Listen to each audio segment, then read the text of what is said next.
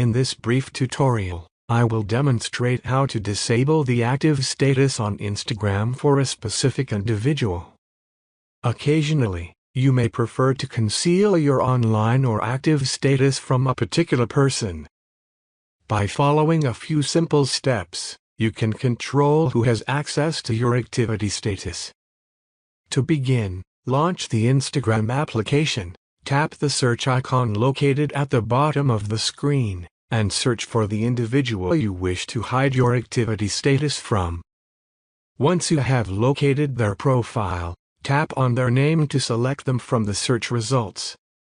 Subsequently, tap on the three horizontal dots located at the top right corner of their profile and select the Restrict option. By restricting this individual, they will no longer be able to view your active status on Instagram. By following these simple steps, you can effortlessly control who can see your activity status on Instagram, thereby enhancing your privacy while using the application. This concludes our tutorial.